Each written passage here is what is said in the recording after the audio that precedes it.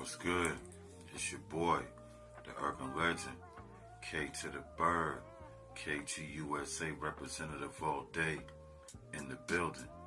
And today, we're going to be talking about some facts, not fiction. And the artist we're going to be focusing on today, Sadat X from Brand Nubian. I'm about to put you on game on how we linked up and how we dropped a couple of classic records together. Facts, not fiction.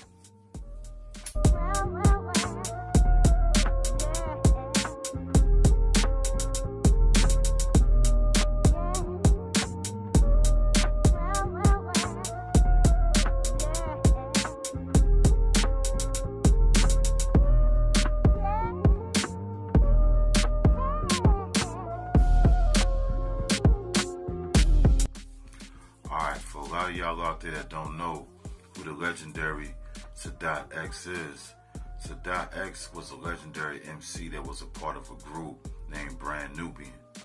Brand Nubian, one of the biggest hip-hop groups back in the early 90s.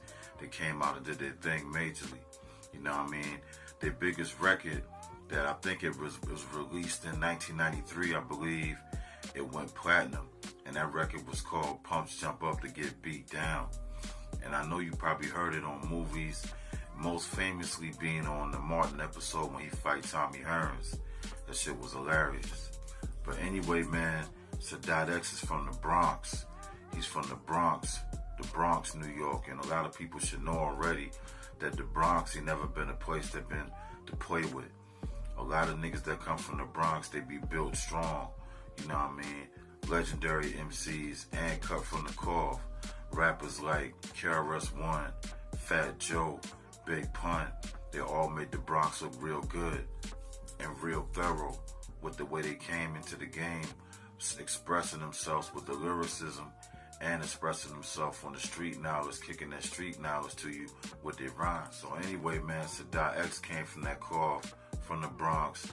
He been rapping ever since like his early teenage years, and when he was doing this thing in the neighborhood independently, Grand Puba, he was the one that discovered Sadat X and signed him up to the team and made him a part of the Brand Nubian group. But originally, Brand Nubian was just Grand Puba, Lord Jamar. They were the original members of the Brand Nubian crew. They also had Lord Finesse working with them as well on the production side of the team. But the lyrical side of the team, the two rappers were Grand Puba and Lord Jamar. Then they eventually added Sadat X to the team because Sadat X had that energy and he has one of the most unique hip-hop voices ever. You might don't know this man's record or remember his song or remember his name, but you definitely gonna remember his voice. His voice is legendary. He has a certain tone, a certain swag that he brings with his lyrics also as well. But his voice was always a major key to what he does. Also, a lot of people out there that know Sadat X was the first rapper to ever give Biggie a feature. A lot of people always ask me why the Come On Motherfucker that I did with Biggs wasn't on the original album. Now this is my take of it. If I'm wrong, then I stand to be corrected. Check it out. First of all, we have been doing a lot of shows with Big. Like when he first came out, like we was down south. I remember we played the Sega. That was before the PlayStation and shit. We used to play the Sega basketball. I remember I bust Big ass a couple of times on the Sega. C's tried to step in and play, bust his ass, but we used to tell him, you got to go back to school now, you know what I'm saying, because he was on the road and doing that. And they had called me to come do the joint, to Come On Motherfuckers. First of all, the original beat was from Lord Finesse. The other beat, I don't know who did that, and I think it was enough, and that, nothing against that, but the other beat, the original one, was that shit. I understand. And that's just on the majority population.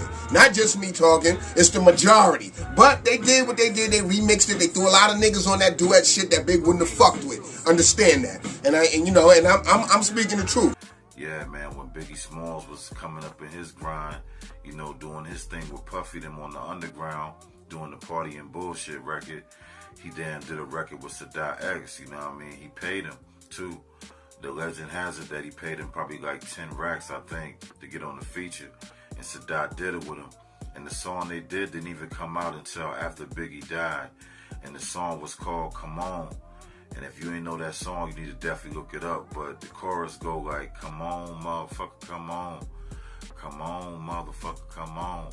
Classic record, man. And Biggie killed that record, man. That's when he be like, I got seven Mac 11s, 8, 90, 38s, 9, 9s, 10 Mac 10s. The game never ends. You can't touch my riches. Even if you had MC Hammer and them 357 bitches. Yeah, man. Biggie Smalls killed that track. But that was the first track he ever did with an artist that wasn't down with him and Puff Daddy's team. And that was Sadat X. And you should look that song up, man. That song is legendary, and it came out on the Born Again album. And after that, man, Sadat X was holding it down with Brand Nubian, you know what I mean? They was like the first rappers that was out on that conscious message, kicking street knowledge and kicking the knowledge, you know what I mean, about the lessons, the 5% lessons, you know what I mean? Also mixing that shit with lyrical street shit that people in the hood could relate to, you know what I mean? So they had a lot of success as a group. And then like in 98, they had a record that really made a real big impact on the game, and it was called Don't Let It Go to Your Head. You know what I mean? If you never heard that record, you should definitely look it up. It's got a real dope video. It used to always be on Rap City, 106 in Park and shit like that. It was a legendary record, you know what I mean? Don't Let It Go to Your Head. And it's just pretty much describing like how the rap game pretty much turned out now. Where, you know, they were making fun of rappers that was doing extra shit to get fame or doing clout shit to get fame back then. And it's crazy how if you look at that video now, it's still very relevant today because niggas will do anything for clout and niggas will do anything for money when it comes to this music game, man. The music game real cutthroat. And these rappers like Sadat X always used to talk on that type of shit, always bringing consciousness to their rap, not just spitting anything. And that's the main reason why I wanted to work with him, you know what I mean? That's the reason why I really wanted to work with him and get him in the booth and do some music with him. So, in 1998, with that song, Let It Go to Your Head, Sadat X dropped his first solo album. And that solo album was called The Wild Cowboy with a lot of style, boy. Everybody that know Sadat X know about that album, and that album did pretty good. It went gold. And it was solid, you know what I mean? It was a real banging album, you know what I mean? If you never heard it, you should definitely check it out. It's definitely worth listening to. So after that, he went on his little solo run, man. He dropped a couple of more solo albums. And then shit went to the left for him, man. He got into some beef in the hood, in the Bronx, and he was carrying them toolies on him, man, keeping that strap on deck. And he got caught up by the 12s, man, and got locked down. And he already was on probation for past felony he had in the past, and he had to go sit down for a little while, man. If I'm not mistaken, Sadat did like, if I'm not mistaken, man, I think he did 5 years in the pen, man, straight up and down. And that was crazy when I heard about him going down. And when he was in there, he did a lot of interviews when he first came back, let people know his perspective. And he was saying, like, if you got a body, or you a 5% in prison, man, they pretty much treat you all the same way they treat gang injunction. People that get locked up for gang affiliated shit, they treat 5%ers like another gang. Muslims, they treat them like a gang in prison, just like the Crips and Bloods. So he was saying the time, it didn't go by easy, but he had a lot of time to reflect and get his mind right, because he was like, he knew he shouldn't have still been on some hood nigga shit at that time, because everything he already accomplished, and he was like in his late 30s, but sometime a nigga feel like it's on, so they'd rather get caught with it than caught without it. Rather get judged by 6 than carried by 7. That's how that shit go, but in his situation, man, he took an L and shit went left for him. He did a little bit. And then when he got out, man, he started focusing, doing what he needed to do, getting back on his music grind, dropping his shit independently. And then after that, if you didn't know, he was dating the actor Regina Hall. And if y'all don't know who Regina Hall is the chick that played in Scary Movie 2. They had a relationship for a real long time, for like 10 years. But recently, in the last 3-4 years, I think they broke that up, you know what I mean? They went their separate ways, because Sadat started a new family, you know what I mean, with a chick in North Carolina. It's a good thing that he landed in North Carolina, because that means he got close to my home, and it was able for us to link, you know what I mean? the way we linked up was that Sadat X moved closer to the area I was in, and I was surprised. He was living in North Carolina and Durham, and you know what I mean, I've always did music and networked it with guys in North Carolina, you know what I mean. Shout out to my dude Tef Kumanati, you know what I mean. He's an artist in North Carolina, Durham area that does a lot of networking, and through the people that I knew in North Carolina, you know, I stumbled across the right person that I had a relationship with him and knew where he worked at and said, yo, I got his phone number, we can then link with him if you want to link with him. So I reached out to him, hit him up on the line. Then we started building a relationship on the gram, and he was like, yo, I see what you're doing. I'm rocking with your music. I see you taking it real serious, and you bringing back lyrics. And I said, I appreciate that, man. You know what I mean? I always care about what I'm saying, not just about how I'm saying it. I care about what I'm saying as well. So we was building a good rapport, and I was working on an album, the LL Cool Bird Volume 3, all produced by my dude in Baltimore, Bagged Up Beats. And we was doing this soulful, nice album, you know what I mean? And I had a track called Supposed to Be. I already had recorded the track and everything like that and laid it down with DC Productions in Myrtle Beach, you know what I mean, at the studio. So I had the record ready to go. So I just told him, you know, it's a record, a couple records I can hear you getting on. I can see you vibing with it, and I can see you bringing your type of style and your voice to. So I sent them 3 records, and it was Supposed to Be. I sent them Working It Out, and I sent them, what's the other song called? Keep On Moving. What's the third song? Keep On Moving. I eventually put an artist from Carolina on that song, Chaos 843, Chaos. Shout out to Chaos, man. He came through and held it down for that track. But anyway, man, I sent the 3 tracks off to Sadat X, and he said, yo, I'm liking all 3 of these one, man. But the one that got me in here rapping right now, that got me freestyling to it, is that Supposed to Be. You know what I mean? And that was a song talking about relationships, you know what I mean? Talking about how your relationship is with your woman and what it's supposed to be like. You know what I mean? So that's what we was rocking with, the Supposed to Be. So I sent him the record. He sent the record right back, you know what I mean? Within 48 hours, I got the record back. He killed it, brought in the good lyricism. But it took a lot to get that record cleared because he's still signed to a label. If I'm not mistaken, he's still signed to Epic or Universal, one of the two.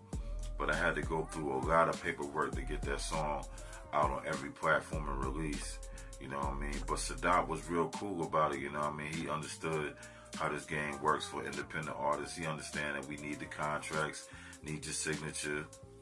And I think his girlfriend or his wife, or I would say his wife, they had a baby together, is like his manager. So they both were real helpful in trying to get this record and everything out there, you know what I mean? Because after Sadat dropped his verse, man, that record sounded like a masterpiece. And he wanted people to hear it just as much as I did. So, man, we went back and forth doing a bunch of correspondence with TuneCore and giving them all the paperwork they need to see, because he's an artist that's already signed to a major label, and a major label always trying to get their cut and getting documentation of everything that's done. So we had to do a lot of paperwork, had to send a lot of paperwork in, and we finally got it in motion and got it submitted, and the track got released, man. So it came out on an album. It got released and it came out on the LL Cool Bird Volume 3 album, you know what I mean? So if you haven't heard that record, man, you should definitely look it up and stream it. It's a classic, you know what I mean? It's got a classic vibe to it. Sadat X came through right, dropping those bars. And after we did that song, man, he liked it, I liked it, and it got a good response so much that we did another track together called Stay Down. And the Stay Down track came out on the Bird Print album. But ever since that, man, me and Sadat X be cool. We be talking, going back and forth. He lived close to my area, so you know what I mean, we always chopping up. He's a good dude, man. He's really a good dude. Always about teaching the babies, man. Always about speaking the truth to the people. And you know what I mean, he always been on that 5%er type shit, dropping the knowledge and giving niggas the lessons. And that's what he do with his music, you know what I mean? He a legendary artist in my book. He's always been one of the best lyricists, and he has crazy delivery. And if you don't know about Sadat X discography, you should look it up, man. He didn't work with Biggie. He didn't work with Jay-Z. He didn't work with Wu-Tang. He didn't work with Nas. He didn't work with everybody. Mos Def. He didn't work with Black Thought. He didn't work with everybody, man. KRS-One. Anybody that's a real lyrical cat from the North, from the East Coast, Sadat X pretty much worked with him. And he worked with a lot of West Coast artists too, you know what I mean? A lot of new school artists, you know what I mean? I know y'all thinking like, damn, that nigga probably too old. I can't rock with that nigga. He too much from the old school. But Sadat X, he know how to come to the new school, man. He got a lot of new records with Jay Worthy from Compton. You know what I mean? He also got some records with a lot of other independent artists from the West Coast that y'all might not be familiar with, but it's definitely worth checking out, man. I'm telling you, the music be banging, and he's got a unique voice. His voice will always stand out. Once you hear him once, you're never gonna forget him. He got a unique tone, something like an artist like E40, but he got a flow that's like an East Coast rapper like DMX, but he got some E40 tone, a unique voice, and a nice flow. So if you're not familiar with Sadat X, you should definitely look him up, get familiar with the music, and you should definitely look up the record that we got out together. Sadat X and K Burr is supposed to be. I guarantee you're not going to be disappointed. It's a classic record. And that's all today for the Facts Not Fiction. I just want to chop it up with y'all real quick about my homie, the big dog, Sadat X, a real true OG. You know what I'm saying? Hip-hop legend.